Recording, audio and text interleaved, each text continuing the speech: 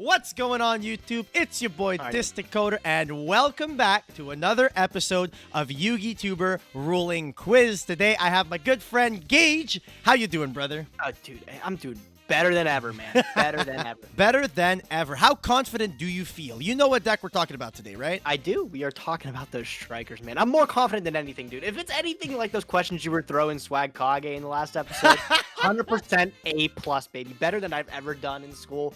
I'm walking out of here. Okay. 4.0 grade average, dude. Okay, Crazy. well, you seem fairly confident. I would like to let the people that are watching at home know that when you told me, hey, I want to be on this show, Coder, you got to ask me these striker rulings. You told me, bring the best you've got, bring your A game. And I did. I said, hold my beer, and I brought the good stuff. I had my mods, NMan and Fragile, help me out with finding a couple of really good rulings. So we're going to see how well you do. The chat are having a prediction as usual. So they're either betting on whether or not you get 4 or less or 5 or more. So you're basically going to be the deciding factor on how many people are really sad and how many people are really, really happy by the end of this. I can assure you right now that 50% of the people that have voted are incorrect, bro. It's going to be incorrect. You don't know which side yet, but we'll figure it out. For this very first ruling question that we're going to be asking you, during your main phase, you activate the effect of Sky Striker Ace Zeke. So here we're just going to be going through the motions, and we're going to be link summoning a Sky Striker Ace Zeke here. And the question is going to pop up on the screen, so if you need to read any cards or you want to read the full question, you will be able to do so. So the question is, during your main phase, you activate the effect of Sky Striker Ace Zeke, targeting your own Sky Striker Ace Ray. Your opponent then chains enemy controller, and they tribute one of their monsters, and they target your Ray. During your opponent's next end phase, what happens to the temporarily banished Sky Striker Ace Ray? Oh my god, what the fuck? Does this shit ever actually come up, Kevin? Of course it does, dude. You never had a Sky Striker mirror where you... No, I was about to say who's playing Econ, but you know that blade. It's literally Widow Anchor, bro. It's literally Widow Anchor. All over that Econ, so I can't even front. Oh man. Okay, so this is something that's dealing with the fact that it changes control and then it banishes. Now Econ is on effect until the end phase, but Zeke goes in at the opponent's end phase. Yes, correct? So basically, effectively here, the Ray won't return in the end phase of this turn, it'll return in the end phase of my opponent's turn. Yeah, but the question is it going to his side or my side? Okay, I'm gonna take a guess. I think this is right. I think the Ray is it's gonna return to my side during the next end phase. So until during his end phase. So here, so you're saying that the Ray that is currently banished during the next end phase, the opponent's end phase, when the Zeke resolves, the Ray returns to your side of the field. Yes? Oh my god! Because now I'm thinking it might return to his side of the field, and since it is still the end phase, it'll come back to mine after that. Ooh. Because Econ doesn't specify which end phase. Oh my, let's go with that! Okay, so we'll go with the Ray's going to return to his side of the field during his end phase, but since it is still the end phase, the Econ's going to, it's not finishing resolving. Its condition is, I don't even know the proper terminology. I'm not going to act like I'm smart. It's going to return to my side of the field then after that. So you're saying in the end phase of the next turn, it goes to his field and then comes back to you after that. I need to hear final answer from you. Final answer? Final answer, yes. That's what Well, Gage, I'm fucking impressed. I'm not going to lie. You got this one smack dab on the nose, brother. When it comes back during the end phase, it goes back to the opponent's side of the field and then immediately returns to your side of the field. The reason why this is the way it works is specifically because when a monster is temporarily banished, effects like enemy controller stop applying to that monster. But because it was banished from the opponent's side of the field, the monster still returns to that side of the field. Then once it returns there, it realizes that it shouldn't be on this side of the field, so it will return to whichever one the most proper controller that it should be on its field. It will return to that proper controller's field. So congratulations, Gage. You're 1-1 right now. Very first question, and you got that one right. I was really surprised. Counters are in shambles right now. In shambles, bro. Now, please, can you clarify? The big thing I wanted to be on this series for is not for the fact that I'm cocky. I know everything off the bat, but also I feel like there's some stuff I want to learn. So now that I have you on the call here, I want to know, was my assumption for the Econ returning it back since it doesn't specify the end phase, was that correct? It had nothing to do with the Econ specifically wearing off in the end phase. So when you temporarily banish a monster, a card like Enemy Controller that specifically takes control of a card until a certain phase or something like that, that effect gets erased from the Ray when it gets temporarily banished by the Zeke. So at that point, when the Zeke returns to the field, the Ray was no longer under that restriction. Even if Zeke only banished it for like a phase, it would return and then it would immediately go back to whichever one its original controller was, because banishing it temporarily makes it forget that it was taken by the enemy controller. But it doesn't forget from which side of the field it was banished from. Okay. So I was right, but for the wrong reasons. I got it. Okay. But it's okay. You still got it right. You're currently right. 1-1. Still right. That's all that matters, baby. Bring on that Technically question, correct dude. is the best kind of correct. Let's be honest here. Next question. Question number 2. We're going to be talking about a really, really good Sky Striker card. We're going to be talking about Shark Cannon. How familiar are we with this card? You played this one, right? Very familiar. I love that card, dude. While you have no cards in your graveyard and you activate Sky Striker Mecha Shark Cannon targeting a monster in your opponent's graveyard, can your opponent chain Solemn Warning to your Sky Striker Mecha Shark Cannon? Ooh. Indeed. So I'm assuming there's no spells in my graveyard either, right? There are no cards in your grave, no spells, no nothing. You're activating Shark Cannon here with an empty-ass grave. Can your opponent chain a warning to your Mecha Shark Cannon? Gauge reading. This would be the best support you could ever get in Prague, dude. I swear. I know, right? Okay.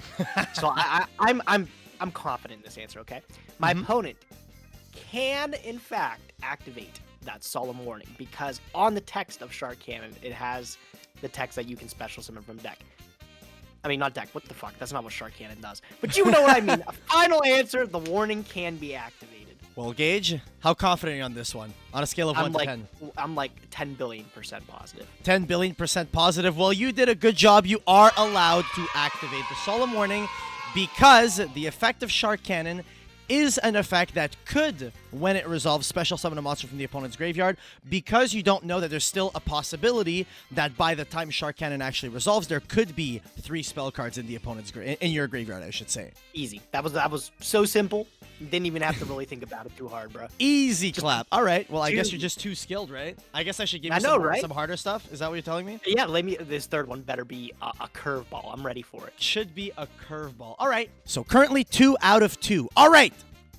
The question is going to pop up on the screen right now. So Dingirsu gets activated, chain the Ray. While you control Sky Striker Ace Ray, your opponent special summons Dingirsu, the Orchest of Evening Star, and activates its first bulleted effect, which is the effect to send a card that your opponent controls to the graveyard. In response, you activate the first effect of Sky Striker Ace Ray. Here you're going to be summoning the Sky Striker Ace Kagari, and the Dingirsu is going to be resolving, sending the Kagari to the graveyard. As the change resolves, are you able to activate the effect of Sky Striker Ace Kagari after this chain has resolved? Okay, so I have a feeling this is... Was it the curveball you asked for? Kinda. So, like, the thing is I'm trying to assume, like... So, now we're under the rules with, like... I'm assuming this is, like, similar to that with, like, Ben 10 and DD Crow. Possibly. Like, the card isn't where it is. Like, it's not where it met its legal activation requirement. So... The card still was special summoned. I know this is just a problem from like back in the day too. This is a huge thing. So Kagari was special summoned properly. The question is, can we summon it? I'm trying to think of something relevant today that would be similar to that. I mean, are you telling me that Orcus is no longer something you see today? Wow. Orcus players in shambles, bro. You would think since I've played both of these decks, I would know everything right off the bat, dude. And I'm still like, no, I got to read Kagari again. Like, could you imagine, bro? Like, what does Kagari do again? I've only been playing right? the deck for like 3 years at this point, right? Is Burning Abyss like the one that's most similar to this that I can equate it to? Burning Abyss? What are you thinking about Burning Abyss? What's going through your mind? Run me through the thought process. So I'm trying to think on like the same kind of like wave as like Seer maybe. If like, isn't there something with stacking chain links where like, okay, if Dante goes to graveyard with the Seer under it and you stack it incorrectly, like Seer won't resolve properly or something like that and summon it, or Dante won't be able to add one of the copies back. My oh my, your brain is pulsating. I can see it through I know, your skull right? now, I know. bro. It's crazy. I want to get a perfect score here. Nobody's gotten a perfect score yet, right? No one has gotten a perfect score. The first one to get an 8 out of 8 is going to take #1 spot. So yeah. Man, so there's a lot on the line here. I actually want to really do well. Quite a bit. All right, I'm going to say this answer, and I'm gonna immediately want you to explain it because I don't even know if it's right. Okay, So but I need to hear the words final answer when you give it to me. Final answer. I am going to say that you can. Oh my lord. You. Oh god. I'm gonna say you cannot activate the Kagari. And is that a final answer? Answer. All right. Well, Gage, believe it or not, you are correct. You cannot activate the effect of the Sky Striker Ace Kagari. And the reason why you want me to give you the answer immediately, Sky Striker Ace Kagari is no longer on the field where its activation condition was met. Therefore, it cannot activate its effect in the following chain. This is the exact same thing. You basically gave the comparison to the thing that we see the most today, which is the Ben 10 Didikro with Drytron monsters. This is the exact same scenario. So here, the Kagari is not able to activate because it met its trigger on the field, but is in the graveyard at the moment when it would activate, so it doesn't actually have the means of activating here. I knew that one. I'm okay. I did know that one. I'm happy about that. Okay. Yeah, your brain's just too big, dude. Your cranium is just enormous, dude. I'm double checking the books since I have clearly I got a photographic memory. I'm double checking all the books in my head. You know. Yeah, exactly. Like a chess player, right? Konami rule book. Yeah, I'm going through the whole Konami rule book back and forth again. I'm double checking. You know. So far, it's been doing pretty well. Three for three. Three for three right now. You got 5 more to go. Yeah, isn't the poll like 5 or more? The poll is 5 or more, so you can get one more, and then after that. Dude, and all 50% that voted less than 5, they're shaking right now, bro. Yeah, they're about to cry, bro. They're literally about to cry. So how many floodgates do you play when you play Sky Striker, Gage? Me, I actually personally really do like floodgates in the deck. I like a card like There Can Be Only One. I think the card is especially fantastic in that deck. Is this about to be something with Goes and Match? This is about to be something with Goes and Match. I know it's going to make you want to cry because you're not the biggest fan of cards like Goes and Match. We have Goes and Match face up. I control Shizuku. My opponent controls Salamangre Heatleo. And I'm activating Widow Anchor here. While Goes and Match is on the field, you control Shizuku and 3 spells in your graveyard. Your opponent controls Salamangre Heatleo. Can you activate Sky Striker Mecha Widow Anchor targeting the opponent's Heatleo? And can you apply the effect to take control of the Heatleo? Each player can only control an attribute of a monster. Send all other face-up monsters they control to the graveyard. Dude, I hear the Windows PC like shutting down beep, beep, boop, boop, sound. Okay. So where's my head at on this? So run me through your thought process here. So think out loud. I'm trying to think like I'm thinking Prog, and I'm thinking like trying to think like, okay, if I activate Snatch Steal, I can't take the monster, but you can't even activate Snatch Steal because you can't activate an effect you can't resolve. But the thing is when you activate Widow Anchor, you select which if you're applying the optional second effect.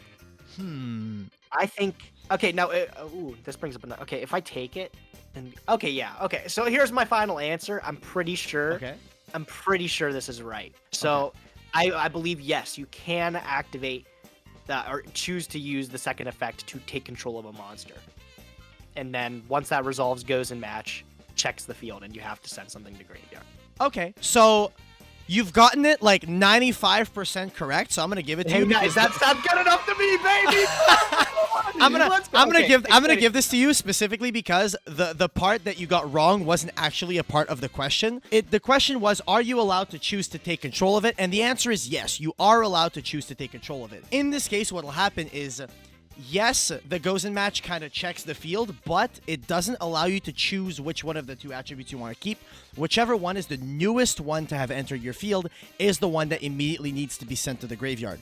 So in this case, the Heatleo is immediately going to be sent to the graveyard here, and you'll effectively just, basically you MST your opponent's monster at the end of the day. All right, man, Kevin, this is the big one here. This next one, this means I'm going to win the polls if I get this. You win the polls, and you're currently 4 for 4, Gage. You have not messed up yet. You're literally showing to the people that Gage knows his rulings.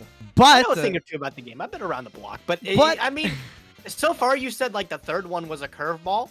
So do they get harder from here? That was what I was about to say. We did order these in an order easier to harder. So effectively what's going to be happening is the more you progress, the harder these become. So you're aiming for 5 out of 8. If you want to get that top spot, you need to get 8 out of 8. If you get 7 out of 8, you're tying Swag Kage. Genuinely, I am confident. So give me in this next one here. What's up? you're activating a Hornet Drones here. You summon a Sky Striker Ace token, and then you use that token to link summon for a Sky Striker Ace Kagari. And then your opponent activates Solemn Warning, negating the summon of your Sky Striker Ace Kagari. After that, you normal summon a Sky Striker Ace Ray. Are you, at this point, allowed to attempt to link summon Sky Striker Ace Kagari again? Okay, easy. Yeah, okay. So Easy? would Okay. you be able to summon Kagari again? Yes, you can definitely link summon another copy of Kagari. All right, can I get a final answer on that? Final answer. All right, well, Gage, you are correct. You are allowed to attempt to link summon a second Sky Striker Ace Kagari. Now, the reason why I was saying this is a little bit harder is specifically because I didn't know how familiar you were with the April 1st revision rules from last year and how well you knew them. So the reason why I threw in this question was specifically because prior to the April 1st revisions, you weren't allowed to attempt to special summon a second Sky Striker Ace Kagari. But since the April 1st revisions, you are allowed to do so. Now, the one thing I remember from those April 1st revisions is this one in particular made a lot of sense to me. So that's why I was able to like remember it really easily. Reading is really OP, isn't it? I know, yeah, right? It's crazy, dude. Bust open a book sometime. But like, no, like, yeah, this was the one that made like perfect sense to me, and that was the one like, okay, I'm easily able to remember this because negating the summon and then being able to special summon again for a card that you're only able to special summon once per turn, it makes a lot of sense. Weird, one of the first things that actually makes sense in Yu-Gi-Oh. Crazy, Yeah, no, right? Well, the doubters are now in shambles. You have gotten 5 out of 5 correct so far. 3 more to go, and now you are in the final sprint to see if you can nab that top spot of the know-it-all that gets all the rulings right, or if you are going to fall below Swag Kage or below Zeke. And if you get all 3 of these incorrect, you will tie Triff Gaming himself with his Pendulum deck at the end of this. Sam's not even on the list, bro. Team Sam, dude. Big dummy, bro. Doesn't even exist. Not even worried about him. I think I'm already doing better than him anyways. Bring me on to the next one, bro. Let's keep going. Here your opponent controls Farfa, male branch of the Burning Abyss. Familiar with what this card does? Yeah, I'm very familiar, dude. I know that Okay. this deck in particular, when built by the wrong person, it's always got the worst opinions, man. That Farfa. Okay. In this situation here, you link summon for a Shizuku using your Ray. Your opponent summons a Phantasme, so the Farfa that they have on their field gets destroyed, sent to the graveyard, and then they use the effect of the Farfa to banish your Shizuku. Then when you move to the end phase, your Shizuku returns to the field because the effect of Farfa wears off. At this point, during the turn in which you special summon Sky Striker Ace Shizuku, your opponent activates the effect of Farfa, male branch of the Burning Abyss, targeting that Shizuku, banishing it, and then during the end phase, after the Shizuku is returned to the field, are you or are you not allowed to activate its effect to search? Yeah, okay. So final answer, you can activate the effect of Sky Striker Ace Shizuku because Farfa returns it to the field at the end of the turn. Now, I guess the question is like, we're figuring out, does the game remember that the Shizuku was special summoned this turn? And I think it does. I think it does. So You think that it does? So that's your final answer? yes, final answer, yeah. Gage, you're just knocking these out of the park, bro. The Shizuku is allowed to activate here. You found what the question actually was, which was, does the game recognize that the Shizuku was special summoned this turn? Now, a monster being temporarily banished by Farfa does not make it forget on which turn it was summoned. So in this case, the Shizuku does remember that it was special summoned this turn. So for that reason, you are allowed to activate it in the end phase. Dude, you've been studying, bro. I know for a fact you've been studying. I told you, bro. Yeah, I knew that. I feel like I've been playing this deck since release or something like that. I know a thing or two about it. So, no, I told you that one was going to be quick, too. Yeah, I knew exactly what to look for that one. Gage, So. I'm impressed. You are 6 for 6 right now. 6 Killing for it, 6, dude. Can you go all the way and make all the doubters literally cry and get 8 for 8? 2 more to go, Gage. I control a Sky Striker Ace Hayate. My opponent controls a Galatea. And they enter into the battle phase and they attack into my Hayate with their Galatea. So your Sky Striker Ace Hayate is attacked by the opponent's Galatea. Since Sky Striker Ace Hayate is determined to be destroyed by battle, can you activate the effect of the Sky Striker Ace Hayate? Now, this is a 2-part question, so this is going to be part 1. You need to get both parts 1 and 2 correct in order to get the points for this one. So are you allowed to activate the effect of the Sky Striker Ace Hayate? After damage calculation, if this card battled. How familiar are you with the damage step, Gage? It's the worst step in the game. It's the one where people get confused, and for good reason, dude. Still to this day, after playing for like 5 years, I still don't know many things about the most confusing step in literally any card game. I'm gonna say, because it's never actually come up for me, I'm gonna learn something today if this is actually not You right. are I'm gonna learn, yeah. Step 1, no, you cannot activate the effect of Sky Striker Ace Hayate. Okay, final answer? Final answer for part 1, yeah. So unfortunately, Gage, you have already missed the mark. You have gotten this one incorrect. So during after damage calculation, you are allowed to activate the effect of Sky Striker Ace Hayate, even though it is going to be destroyed by this battle. You're currently 6 for 7, tied up with Doug Zeef if you mess up this next one. If you get it right, you tie up Swag Kage at the top with 7 out of 8, and you're going into what is arguably the most convoluted and strange ruling that I've put into this quiz. So I'm going to wish you the best of luck, all right? You think you can do it? Lay it on. I'm ready for it. So have you read any 6 Samurai cards lately? Fuck no, bro. Fuck no. Oh, shit. Okay. So, for this last ruling question, all right? While you have 3 spells in your graveyard, you activate Sky Striker Maneuver's Afterburner, targeting your opponent's legendary 6 Samurai Shien. When Sky Striker Maneuver Afterburner resolves, your opponent applies the effect of legendary 6 Samurai Shien to destroy another 6 Samurai they control instead.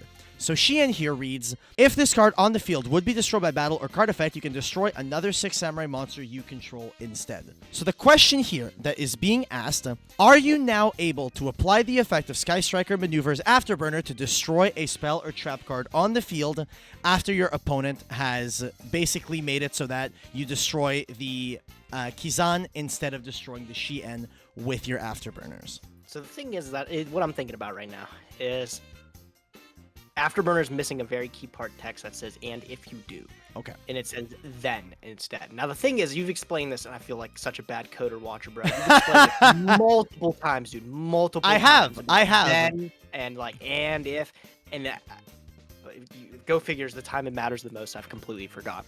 So I'm trying to think of any scenarios where this has actually come up for me. And like the closest one I can think about is if you Afterburner an opponent's Ray or something, they chain Ray, which I don't know why would you do that, but they chain the Ray. Are you able to use the Afterburner still pop the spell trap? And it might be different completely because of the fact that this is still like destroying a monster. Are you familiar with the then conjunction and its applications? Not really, no. Okay, like I said, like you've explained it at least like 30 times. And I just go, wow, that coder man has a nice voice. I don't actually. So, all right, I'm gonna guess, just from, I guess what I know here. So yes, you can still activate the effect to pop a spell or trap. Final answer? Final answer. Oh god, All I hope right. I don't. I hope don't put me in the same league as Doug Zeef, bro. Gage, This guy. unfortunately, you are